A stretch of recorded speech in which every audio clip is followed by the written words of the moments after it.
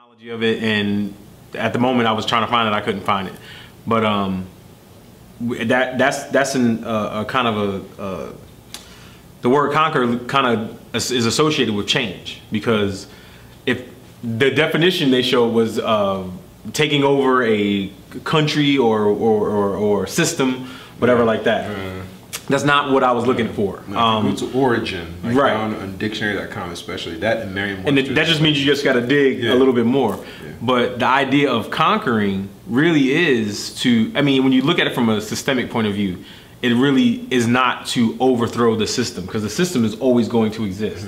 The Bible talks about a system of things. And if you look at it from the creation of man through the book of Revelations, there are several systems of things that rose and fell, because that's just what happens. You know, there's always a different mindset or entity that comes through and doesn't conquer the system, it conquers the mindset. Then the mindset changes the system, and there, you know, you have this new system set up to benefit whoever it benefits.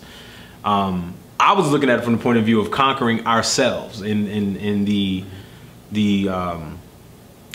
tendencies that we have and the old ways of thinking on how we do things.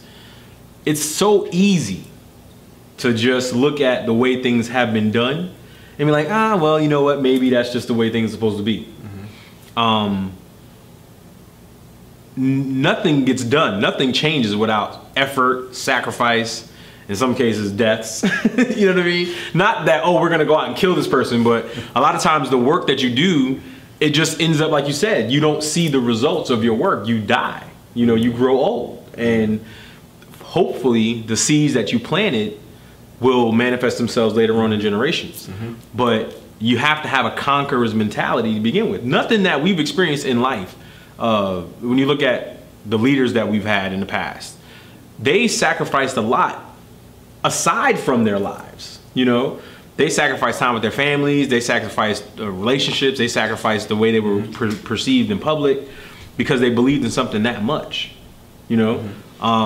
When you look at the negative things that have happened in human society or human history, is because people believed in things that much. You look at the Roman Empire, people believed in a global empire that much to where they bought into the idea, and they were successful for a time. And of course they were conquered eventually. So they were disposed. Yeah. So when you know, so how I break it down is that you look at confidence, convocation, conquer. I break it down by, okay, con, I would move that to one side and say, what's the Latin root of con? And then quest. What is a quest? Like an aspiration, like a yearning, you know, like. So you could actually know what part of the word to break down. Exactly. Okay. So when you then say con, you say, well, what is that in Latin? And then you put that together with quest, and you say, okay, this forms the meaning. But in terms of conquest, you look at it from a different point of view. It's the infusion or the institution of a greater energy that subordinates what is existing. Yeah. So in that sense, how that would manifest is, take a look at joy and sorrow, the concept I was beginning to expatiate on earlier. Whenever you're joyful, right? Think about it. In order for you to then be joyful, it means that you have to exist in a certain state. And joy just means you are then accessing greater energy. You are connected to greater energy at that particular point in time. Yeah. So it just means that greater an influx of more energy is then subordinating your existent state. Yeah. Means you are vibrating at a relatively low and mundane frequency, and that greater energy now conquers and subsumes you. So that's then joy. What is sorrow? So in other words, that's helping you access greater energy through joy. Now, what is sorrow, right? Think about this, right? Anytime there is sorrow, there is sometimes a sense of loss. So sorrow is just when something happens that cuts us off from some connection to something that is mundane, or cuts us off from over-identifying ourselves with something. Because it's almost like a balloon that's then fettered to something. Sorrow comes to sever that so that we can then rise and connect with greater energy. So sorrow and joy are the same things in different ways. So in other words, you're facing a situation. You you lose maybe a loved one, you lose a job or whatever it is, but you realize that there's been some concept, some tendency, some behavior, something within yourself that you've that you've become too that you've connected too much or associated with that situation. So sorrow comes to loosen that connection or sever it, so that all that energy you infused can be turned inward. And then in that sense of loss, like a balloon, you're encouraged to then connect with greater energy. So that's why in sorrow you feel an influx of power. The same as joy. Exactly. So joy is almost like getting a cup filled with water, and sorrow comes to empty out what's existing so that more can flow in. So they both achieve the exact same thing in different ways. So misfortune just helps us tap and access what is greater. So it comes to shake and wake us up. Exactly, from becoming too dependent upon something mundane. That definitely has a lot of meaning for me this week. It really does. It really does. And that conquers us. It subsumes. I'm good for right now. And that conquers us because it subsumes us with greater energy. And then that's why you said, okay, how do we overcome all these things? Now, if you take a look at all these desires and aspirations and goals and addictions, propensities, whatever it is, tendencies, those are all energy. And if you look at discipline and disciple, right? Discipline and disciple have the same root etymology. The same, if you look at discipline, it's like a student who's ready for instruction. Now, worded that way, there are two components of discipline. There is creating the conditions necessary for instruction. There's the instruction itself. And so whenever you have any type of passions or whatever it is, that's a lower energy. In order to subdue that passion, you need greater energy to come and subjugate it. So in that sense, you get a clue as to the discipline is creating the conditions around you whereby you can learn and understand what is there. And then you need greater insights to then conquer that. So all these things come into play, and anyways, it's just and then when you try to apply it in life and you see different ways and access, it really, really helps. That's good stuff. I'm listening at this point because I'm like, man, if I'd have talked to you on Monday, I think the whole week would have went a lot better than it did. Right. For real. Last week. For real.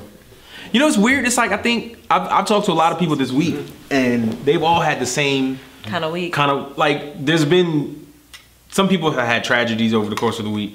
Some people just have had rough weeks. But everybody I've talked to, they're like, man, this week has been some fun. You know what I'm saying? And I'm just thinking on the way you just explained a couple of those things, it's our mindset. It really is. It really is. If we, not necessarily just our mindset, but if we don't understand what's happening, like just by you breaking out the energies and the frequencies and then understanding that, like, when it comes to joy and sorrow, that they're really rooted in the same thing, but there's a freedom in sorrow.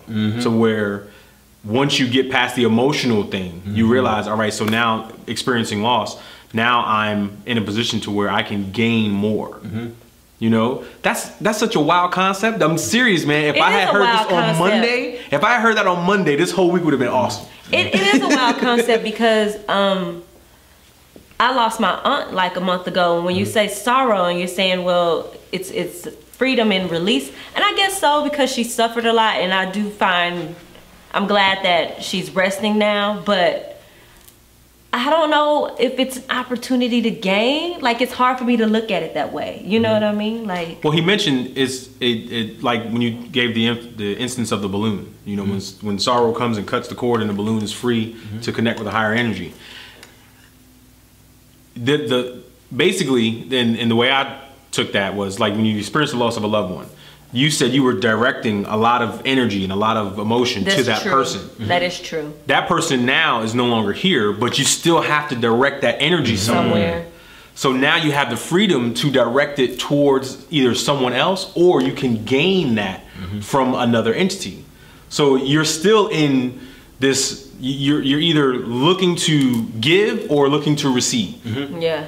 Exactly, because in sorrow, it means that you've become too attached or reliant upon something in your environment. And you don't even see it. It could be the reliance on ease, on comfort. It could be false ideas, whatever it is. So even if you move that notion of your, onto the side, in a situation, someone speaks ill of you, and you're really, you're really despondent or you're sad over that whole situation, you're experiencing a lot of sorrow. The question is, what happened? It means that to some degree, you might have been maybe too attached to the idea of your reputation. You might have been too attached to some ego. You might have been too attached to your ideas. You might have been too attached to something that when it then confronts that brick wall in your experiences, it's now cut, it's now loose, it's now severed. So all that energy you were directing towards that now frees you like a balloon to then connect with higher energy to become more self-sustaining and strong. Because it forces you to focus on you as an individual, because whatever that was is no longer there. Because it was a false God. And even in a situation of, even if it's something benevolent, like aunt or your mom, imagine a situation where you always go to your mom for advice. They're a rock, they're a pillar. But that's nice. But the journey through life is creation and growth. So now that person is removed so that you can be able to perceive and yourself be able to understand what is wrong, what is right, so that you can gain the stamina and the insights to navigate through situations through your own because you're forced to deal with life without them being without any crutches. Right. So then that is giving you, that sorrow is actually freeing you from that excessive attachment to even something that could be benevolent, so that you constantly change, move, and grow. So they're both doing the exact same thing. One is a voluntary elevation, and one is an enforced severance to something so that you can elevate. But they're both saying, rise, rise, rise. That is, so in that sense, it gives us a clue to so many things. So it is... It's a different way of seeing it, but when you actually try it, again, this is something that sounds nice, but in life it's hard. It's the reality of the situation, especially when you're in that moment of like, I am feeling it. Like Monday, I had a bad day at work. Sorry, it's on, right? Yes. It's okay, on. Good. Okay. Monday I had a bad day at work, and when I was upset in that moment, it's hard to think about, all right, how am I supposed to look at this? Oh yeah, no doubt. You know what I mean? Because in that you're all in your feelings, and you're just like, it's a process. It is. I mean, it's definitely not something that just hearing the way you laid it out, I'm mapping it out. I'm like, all right, so that's how this situation can be affected that way. That's how this situation can be affected that way. That's how that situation can be affected that way. But it's not like I'm looking at it to where I'm like, yo, all right, so when I leave here, I'm addressing all of that, and tomorrow's gonna be awesome. It doesn't happen that way. No. That's part of the growth, and that's part of the evolution. You have to get to that point. It's the journey. Like I look at the way things have been with me over the past, I would say 2 years. And I remember there was a point in time where I just felt like I was a free spirit, where nothing really affected me. I was good. I was able to have a positive attitude about anything, about everything. And as of late, I've realized I'm way off base on that, but I realized what happened through that whole course, where there was a lot of things that I had absolutely no care about, because I'm like, oh, I'm doing me, I'm out here, I'm doing my thing. And it's like there's an extreme to everything. And that was the extreme that I was on, where I was like so focused on me and being just a positive spirit just in my space. So where a lot of the other stuff that you would normally pay attention to, you weren't. And so now it's kind of coming back to kind of hit you in the face sometimes, where now you're seeing, okay, there's nothing wrong with being a free spirit. There's nothing wrong with, being focused on your growth and your evolution. You just have to know how to do it. Because there are consequences to everything. You have to answer to something at some point. So you have to be mindful of how you go through your journey. It's still your journey, but you have to be mindful of it. I lost my grandmother 2 years ago, and it didn't really hit me. Like everybody, I watched everybody else go through it, and I was just like, she was old, man. Like I love her to death, but she was living on borrowed time for the past 15 years. And then you have that one day. I mean, she would say it. She was like, we would ask her, hey, how you doing? She's like, oh, listen, every day I wake up is an extra day I didn't think I was going to be here. So we all right. And you're like, wow, what did it take for you to get to that point? It took her entire life. She might have experienced something that she thought, this is it. this is probably gonna be the last day I'm here. Right. And she made it. And she might have had that thought every single day for about 20 years. But every day she woke up, she was like, you know what? I didn't think I was gonna be here today. So I said all that to say the process is not a short thing. It's a long process. Yeah. I look at some people who I feel like are enlightened or evolved individuals, and that's just the surface, you know, unless you really know them. And I think even if you get to a point where you know a lot about them, you really never know a person because they're only presenting to you what they want you to know, what they want to show you. There are people who seem like they don't have a care in the world, and they probably go home and cry for hours. You know what I'm saying? But they're just like, hey, this is my evolution. I'm gonna let it all out when I'm alone, you know, but I'm gonna project, you know, what I would like to be when I'm around others. And that can be defeating in some cases, but it's a journey. You have to go through whatever it is that you're gonna go through to get to where you wanna be or to become the person that you wanna be. And that may not ever totally manifest itself to where you're like, all right, I got it. Because if you get to the point where you're like, all right, I got it, then you're like, well, what now? Right. Everyone in some way is struggling to figure out the most peaceful way to navigate through life. And for anyone who has any insights, that insight has come within the crucible of hardship. Yeah. And don't let anyone present to you or assume that things come easy. Because every nugget of insight a person has must have come through some type of experience. And look, these concepts, like anything, if you want to build a muscle, or you have to work on it. You have to get up, you have to jog, you have to weight lift. The same here for all these things we're talking about. You have to go through life. Every day you have to find a way to get centered. You have to go through it, navigate through experiences. You have to think, you have to contemplate, reflect. You have to try. It is ongoing practice of building that muscle. Until hopefully one day it becomes our default reaction.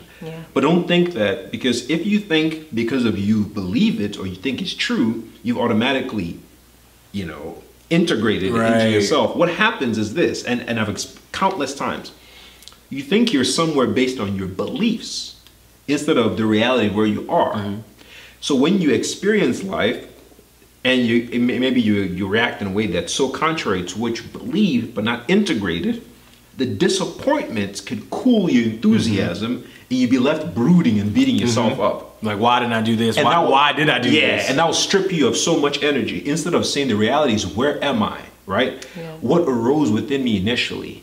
What are all these things I'm battling with? That's the reality where you are, right? Just embrace and accept it. Don't be deceptive. Just embrace where you are. Okay, this is how I'm feeling. Okay, then from here, what's the next step? And over a period of time doing that, you feel that you're more realistic and honest with yourself, and then the muscle can grow. It can grow. Yeah. So when the feelings arise, you say, "Okay, I should be feeling this way." Just relax. Take a deep breath. You are feeling this way. Just you are feeling that way.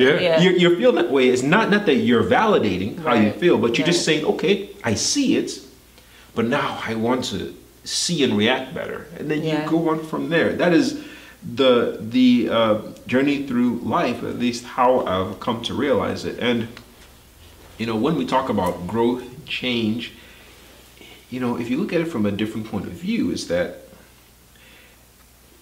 where does that even come from? You know, where does growth and change even come from? We talk about it, different systems, people, but what is it, right? And I have this idea that man is in his soul is like a seed that has everything it needs to develop,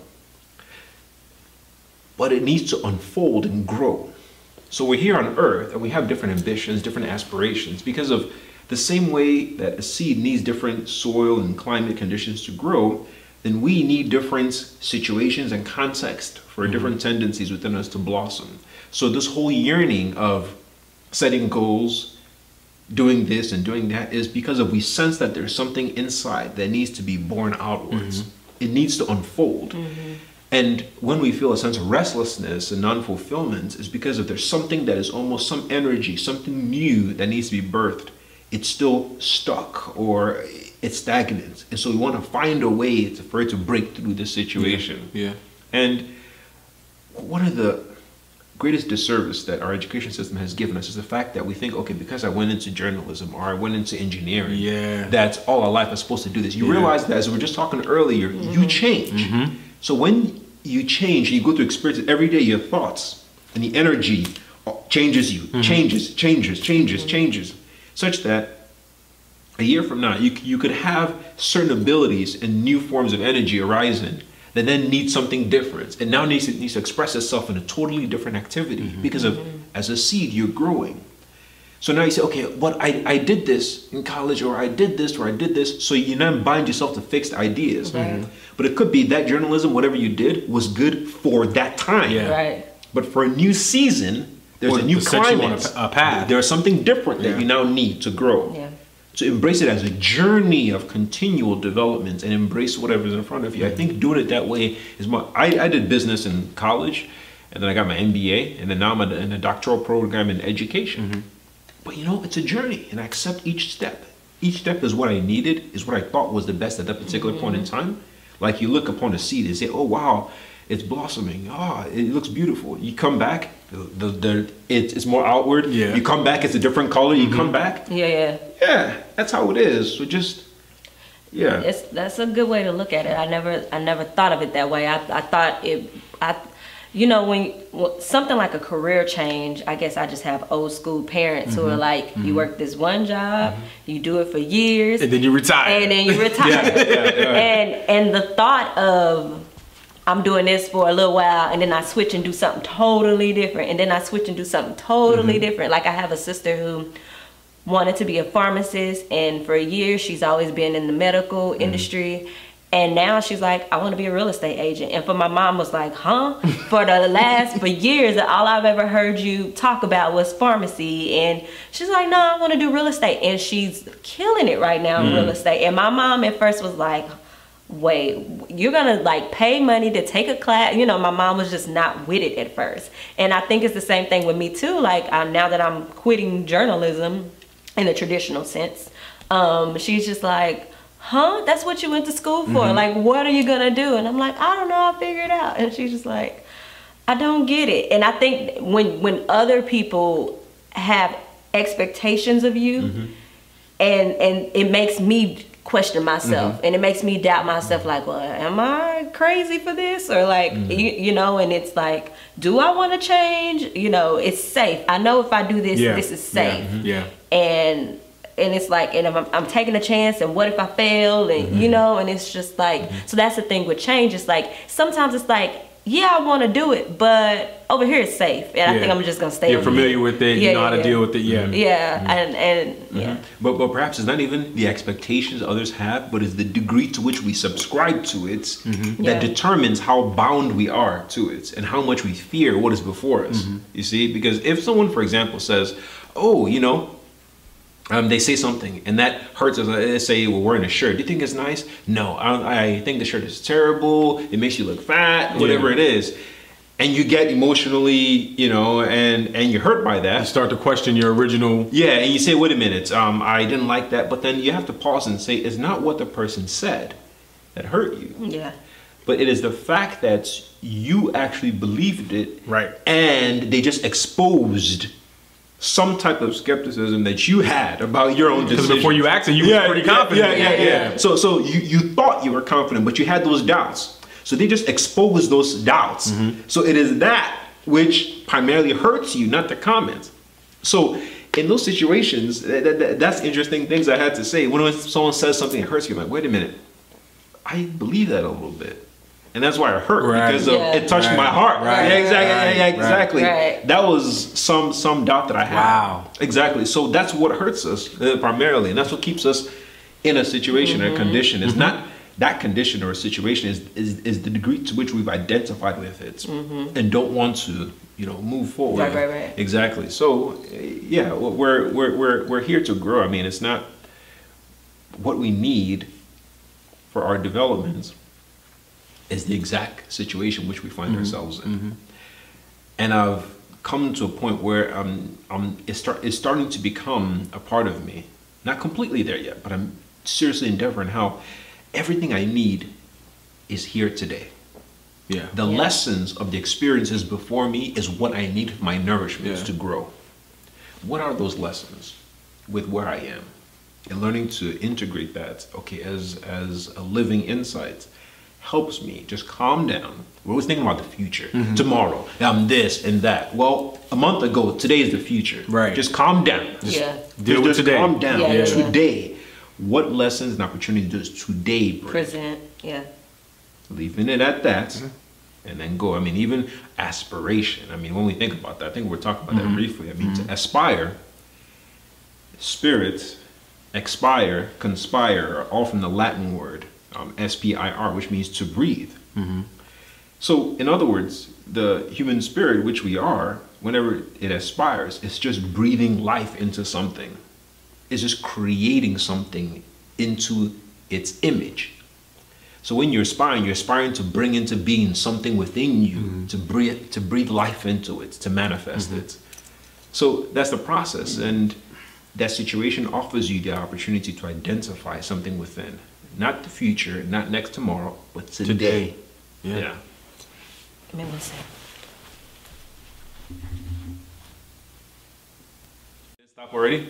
No, it didn't stop. But Okay, but it was almost. It was like 4 minutes left. I see. Cool. Yeah. So it is. So now I started. 12, 10. So we got 12. What's 12, 12? So we got what? 12, 42? Yeah. Okay. So change. We understand that it starts with us. But what do you do when you don't feel like you need to change? Like you don't feel like you're the problem, and maybe that it's this institution that needs to change, and I need to work to change that. But I don't think I need to work on me. You know what I mean? I think any scenario where you're trying to change something, even if it's outside of who you are, there's a level of change that you've already experienced to get you to that point. There's a level of change that you have to experience to affect whatever it is that you want to work towards changing. And then once that change occurs, if it occurs in your lifetime, or if it's something that, like say if you just, like for instance, our professions, we would like to change the way certain things are done. There's a lot of self-analysis that has to go into that if you're going to be effective. Like you can't say the CEO of a company. There's not too many people that aspire from the jump to be a CEO of a company. Those people might be like, well, one day I want to own my own company. And there are certain things that they have to experience before they get to the part where they feel like they're either qualified to own or they can, be in a realm of ownership. But as a CEO, you had to get through certain stages in your life to where you could attain that goal or that position. And it takes a lot of, you have to change. You can't say, well, I want to change this. I'm not the problem. You have to go through many levels of change if you want to change anything outside of who you are. That's the way I feel. One of the things that I talked to Marlanda about, in the speaking out barriers and all this, the community stuff and social stuff and things that those type of organizations look to change, is it has to start within the individual and then the organization that wants to change things. So just the simple fact that you're saying, I would really want to change that. If you're saying I want to change that and I'm not the problem, I think there's a little bit of dishonesty there, because you have to realize that there's something inside yourself that you want to change, or if there wasn't, you wouldn't be trying to change anything. You were going along with the status quo for a moment, and then you got to a point where you were like, you know what, this isn't right. That was an evolution. You know what I mean? So you may feel that way. Hey, I'm not part of the problem, but as you go through your process of trying to change something, it may not be that you were part of the problem why this thing is the way it is, but you may get to the point where you realize, hey, I may be banging my head against a wall because of the way I'm doing this. So maybe I need to change my approach. And for me, that hits home for me because I was always the one who was like, I'm not the problem. I'm so guilty of this. And I'm like, this needs to be changed. And you're right. And I'm sitting here banging my head against the wall. And it's like, just stop. Just think for a sec about how you play a part in this. And what can you do? And if no one else does anything around you, what can you do? And and you're so right, because it's just like, and I'm telling you, this week has been a week, and I'm telling you that like is ringing so true in my head, because I sometimes I think I know things, and then I realize I get knocked back down a few notches, and I'm like, no, you don't know nothing. Welcome to the school of life. Yeah. This week myself has been a week of being knocked down. Yeah. You know, we talked a lot. We were spitballing ideas, and we talked about things that we didn't want to be just the status quo of things and all that stuff. And this week personally has been watching your life change, or watching relationships change, or the way you interacted with others change. And Ikenna mentioned it earlier, that the sorrow that you feel when some of this stuff is happening is because you're so used to the way things, you have an unnatural attachment to certain things. Yep. So everything changes. The weather changes, the seasons change, you know, people around you change. It's like, you know, there are people who are experiencing things that you don't know anything about. And so one day you might be like, oh man, you know, we cool, we good. And the next day you'll be like, they're not talking to you.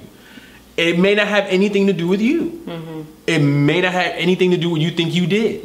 You know, it may be just all on them, because we're constantly changing. If you look at people who you feel like, man, that person's been the same way for 40 years, they haven't. No. Yeah. They may be trying excessively to be the same person, or they're just like, I like being consistent. You know, I often think about people who they label them as having some sort of OCD or emotional disorder, because they like things structured, they like things a certain way. And with some people that's the case, but with others it might be like, you know what, my life is good as long as I have things set up a certain way, so I condition myself to be this way. And as long as I stay within these parameters, I'm good. And as soon as something different comes in, they either are thrown completely off course, or they block it so fervently that they become unreasonable. You know, they're like, I'm not going to do it. And then things are eventually will be thrown off course, because you cannot prevent change. Yeah. You can't. As you may try. Our country is a perfect example of that. Our country, the system, the way it's set up, has been designed to resist change. And throughout generations, you know, some things have changed because you get to a point where you're like, well, you know, we can't stop it. And so they're allowed to change. But there are some things that will change regardless of what is allowed or not allowed. And I think in our personal lives, we go through depression or we go through sorrow when we have fought so hard to keep things a certain way. And then we have to relent to the fact that we no longer can resist this change. We have to accept it. And we may not be ready to. It is the rebellion against the necessity of changing something within our own hearts that causes the great suffering. So now to go back to the statement you made earlier, is that we're trying to change a system, not that we want to change. So a people can only elect their own consciousness, right? So it is the consciousness of people that creates conditions by which politicians are then elected to institutionalize the framework of their collective consciousness. So what happens is a people think a certain way. They have certain tendencies. And then that creates this field of energy by which only certain people can rise and elevate. And then those people who elevates then institutes that type of tendency that becomes a system.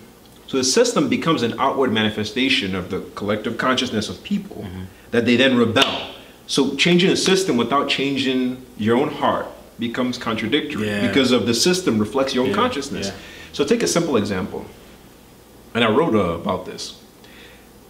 Whenever somebody harms you, right? Let's just say emotionally they disappoint you, they break your trust, they injure you in some way, do something bad or malevolent towards you. Look at our proclivity for grudges, right? Our first reaction is, well, you'll get yours. Whatever goes around comes around. Karma, you know. We're basically saying, one, I'm going to hold this grudge and I'm going to wish ill upon you. And I want you to experience suffering and hardship. Put that aside. So that our tendency for punishment is what then forms this field of energy. So now look at our prison system, whereby anything small a person does, and all of a sudden the system punishes them. It's not a system that is made to rehabilitate. Right. It's made for punishments. Right. You do something small and the law holds the grudge. Yeah. And it wants to be punitive. And then all the other things that's a part of exactly goes into play at that exactly point. So the police systems, the everything, Yeah. so your consciousness becomes legislated, that actually becomes an active form that suppresses you. So you're suppressed by your own manifest consciousness. If people individually says, you know what, this person at work is doing this, but let me find a way to get the lesson out of this situation so I can become grateful. And even if they do this, you know, let me first of all wish well upon them and not think ill of them, wish them the best and go my own way. Suddenly, you're not holding grudges anymore. And when you do that and you want the rehabilitation of people and yourself, then that becomes the conditions under which people can even elevate into office. And then slowly but surely, the system becomes about how do we rehabilitate and wish well on people, even who do harm. Yeah. So trying to change a system without changing yourself is the greatest crime against humanity, because of you're never going to achieve success. All you achieve success in is changing the form of things. But what happens, because your tendencies are still the same, it'll eventually come back to how it was in some way. Yeah. And so that is a simple way. And what I also realize is that, but how do you even know if in change we're on the right track? One of the things I've realized is that peace and calm in your own soul is one of the barometers to measure if you're absorbing the lesson and the situation arises. I don't mean the lack of energy that people just say peace, the docility and lethargy. That's not peace. But I mean the calm certainty of seeing the value of the lesson and the benefits to your own development of soul in this moment. That calmness, that reassurance that comes, like that's like you're honestly not really worried exactly about tomorrow. Yeah, because it is the perception that this situation brings the best possibility for my development. So there's a calmness that comes with that, a certainty. So that's that kind of peace. So whenever you're going through a situation and you can't obtain that, and there's a lot of excessive turbulence and ill will, and there's the trade winds of hostility, of bitterness, of all these things, of regrets, you haven't arrived at that yet. Yeah. Meaning that you are not grasping that situation in a way that can actually be to your benefit until you arrive at that. And so a way to get there, as I've tried to do it, is whenever I'm struggling and I have frustration, irritation, I say, I just say, how can I see your will in this situation that is geared to help me develop as a human being? Yeah. I try to recenter myself, and once I'm able to start seeing patterns, what do I need to do to change my own heart? Once I ask that question, I'm serious about it, and I'm concerned about changing myself first. Then I'm able to see lessons, things I need to work on, different ways I need to improve and refine my mind frame, my consciousness, the soul, everything. And then I become grateful for this. And suddenly, I become calm, you see. But yeah, we have to change first, all the time. Yeah. Do you think that if everybody did that, like, things would be different? Like, do you think it's realistic? Like, do you think it's possible that everybody could do that? I mean, I guess everybody, you could do whatever you want to do. But do you think, I don't know. Do you think I get the heart of your question, but you never. The reason for doing things is not based upon your hope that everyone does it or accepts it. It's because of internally it is right. Yeah. So in this situation, you don't know what everyone will do. If everyone did that, then things will quickly change to actually a state of peace and paradise on earth. In the meantime, that's not what is going to happen. But for your own sake, because you realize something. Even someone who seems to be getting their way, someone who is rocking the boat and irritating people, causing conflict.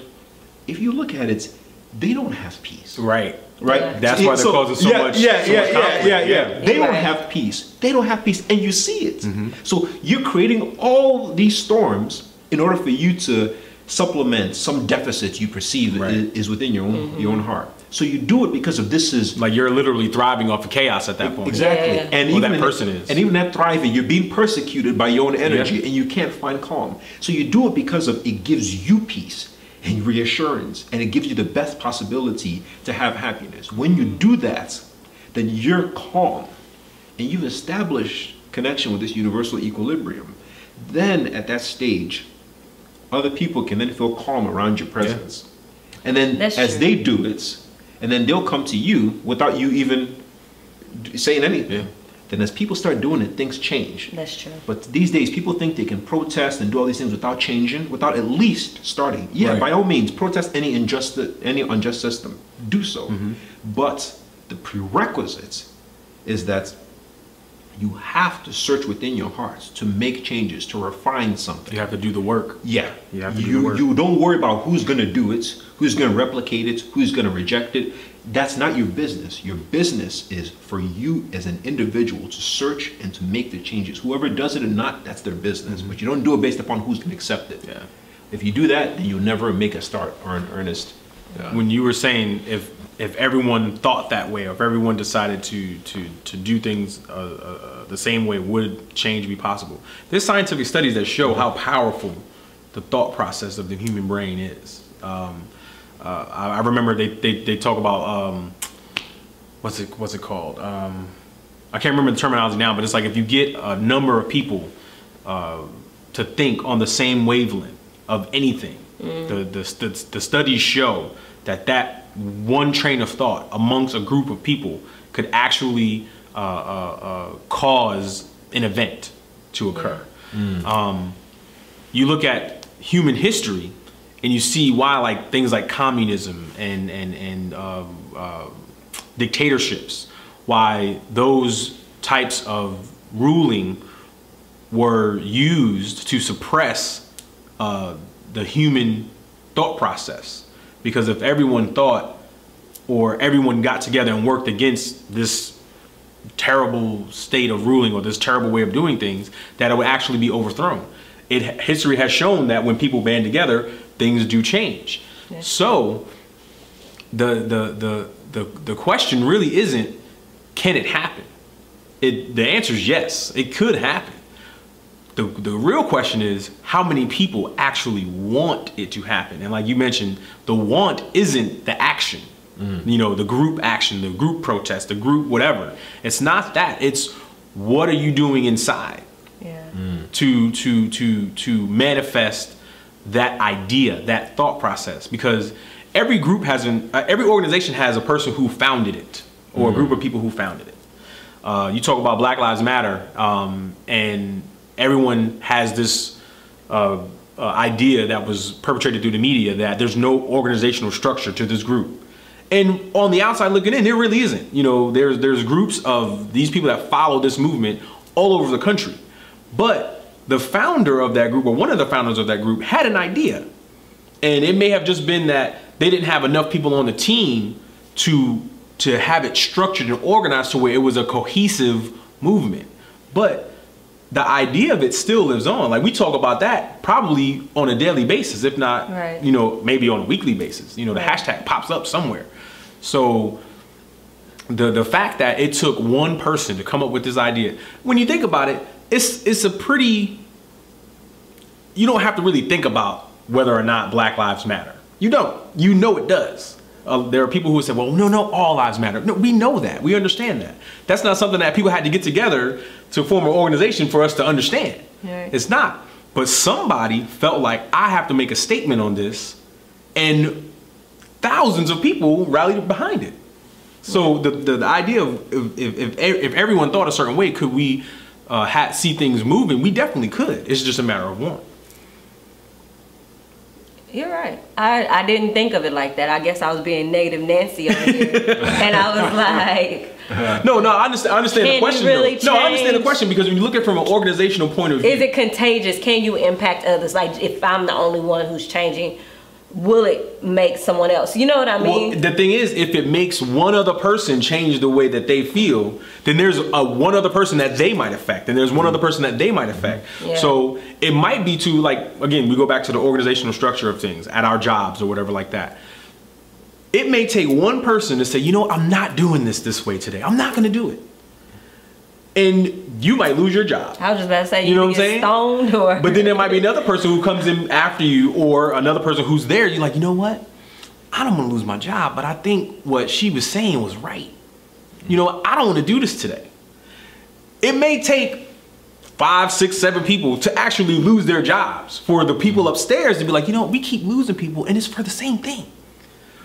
What do we need? Like, we need to really look at this and maybe come to a different way of doing things. Again, change breeds sacrifice. There are going to be losses in that. You know what I mean? But, and I'm not saying, you know, sacrifice your job or whatever like that. But I know what you mean. It's just a matter of, it's going to take a number of people to be like, you know what? Maybe this is the right, maybe Courtney's way of thinking. Maybe we need to examine that. Yeah. You know? So during the fall, I was in a conference, and then I heard this quote, of course, modified for our purposes here, but, you know, man can count the number of seeds in an apple, but only God knows the amount of apples that are in a seed. You see? So when we think about action, we think about, we want to know the effect. We want to know who's affected by it. We want to know, okay, this is recording, so will someone, no. That is not your business. Right. Your business is not to understand or know who's going to be affected when. Your duty is to ensure that you just do the best you can in what is right in the moment. Organically, what would happen is your energy would create a natural resonance by which those come to you who are on the same level. And pretty soon, you find that you connect with other people who are like minds, then things happen naturally. I mean, in the Men of Color conference that Clemson University hosted, I think it was a couple weeks ago, I met some random people who maybe through GroupMe here and there, I chatted with, and then maybe I met here and there. But anyways, it was natural to where they're like, oh yeah, here's my number, please contact me and do this. And I was like, wow, this is so fantastic. This is just organic, where people coming up and saying, hey, maybe we should do lunch sometime. And what did I do? All I was being was myself. All I was doing my writings, posting it. But in those writings and in my interactions, there's a certain level of aspiration for self-development and human unfolding. That created this energy wave by which those who are homogeneous can connect. So it happens naturally. So it's not something that's forced. So in that level, that is our greatest protection. And when we commit ourselves to this, you'll find that, you know, something is happening on earth today where the traditional ways of doing things, people are exhausted about it. Yeah, they are. Folks, I mean, the jousting for power, people know at the end what that brings. You know, consternation, anxiety, conflict, stress. But if you try to just do what is right to the best of your ability, we're going to make a ton of mistakes along the way, but just learn from it. It's just the effort. If you try, the effort itself will manifest itself eventually. It'll manifest itself. So then in that process, if you do that, people will gravitate from a distance. They might just be there and not say anything, but they'll always be watching you, and they'll always be modeling, and they'll always come to you, and things will happen in such a natural way. But you don't worry about who's gonna adapt the change. That's not your business. That's not it. Just do it for the sake of, because whatever brings you into this harmony, into this peace and calmness and certainty is what lets you know what is right. Because if you've been able to find the value, the gem of this experience for your own development, and so now you're now calm, you're not frantic. Because when you think about a boat that's rocking in shore through this storm, through this, you know, tempest, because it doesn't have an anchor, so it's floating in the waters. So in this situation, it's like this storm, it's blowing, the gales are howling, and you're rocking. But when you set your anchor, it means that you've drawn the extract from this ocean and all this. You set your anchor, and you've seen the lights and the lessons for you to grow and develop, and you feel the certainty. You've anchored yourself, and you're now calm.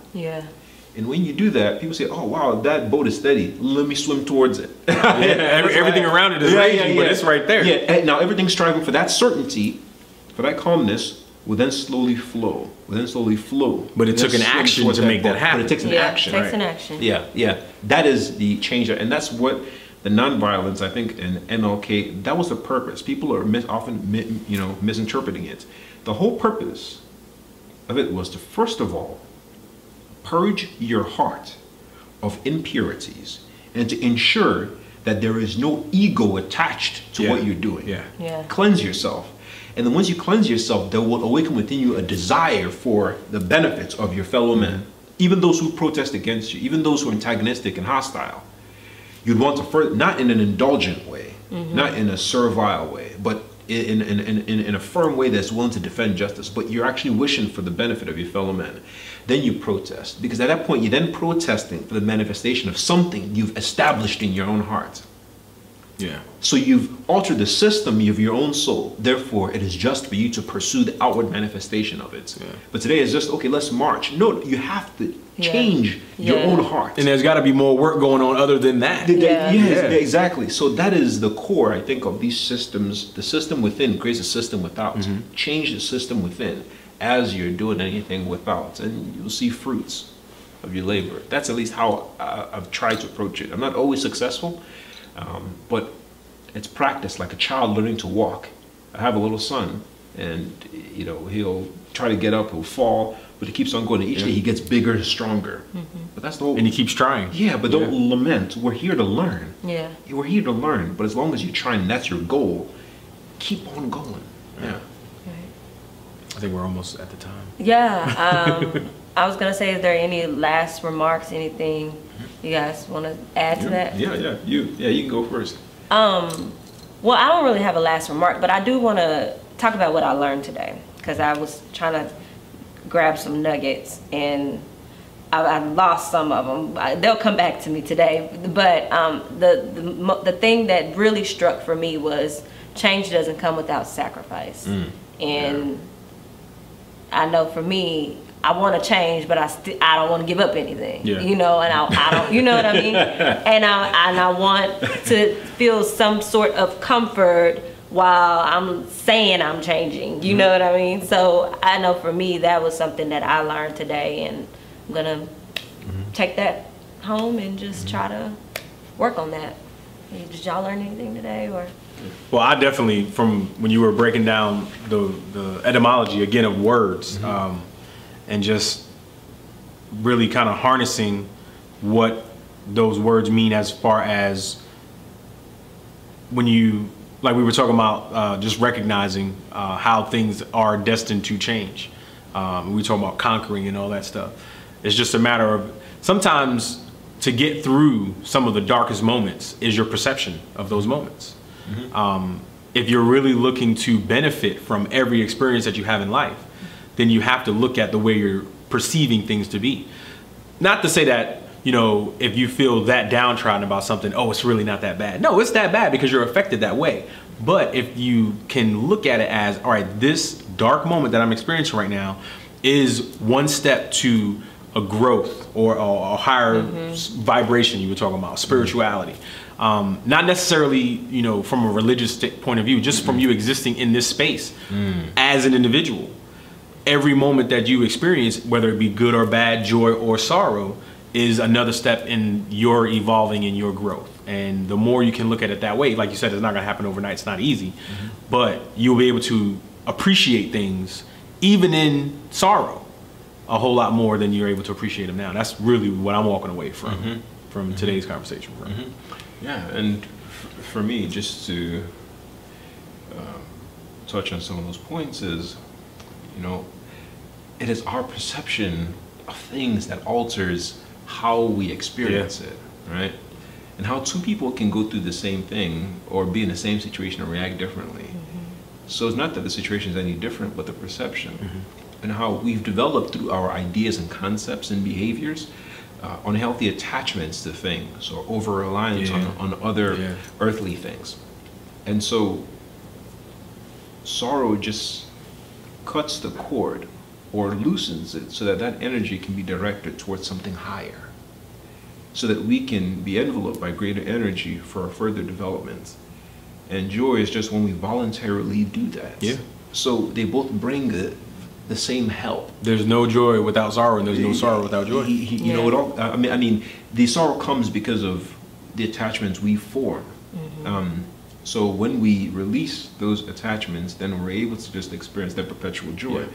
But I think in a situation, what helps me? Okay, how do you bring all these things to daily life and practice? What are the first step? What I try and see is that if something moves me out of equilibrium, then I need to find my way back to equilibrium. Yeah. And the way towards doing it is when you're in a situation, you have all these, when you move out of equilibrium, is because you feel fear. This thing has come to harm me, there's no good, all types of things well up. But the first thing I said is, how is this helpful for my development as a person? What is the lesson? What is the nugget in this of insight I can use from my own unfolding? And when you do that, you see how every situation brings you some type of nourishment. Yeah. And in that, you're able to have confidence in the moments that no matter what it is, sorrow or joy, it comes to help you connect to something higher. Yeah. And when you have that, I think that brings you to center. You know, like when you have children, I have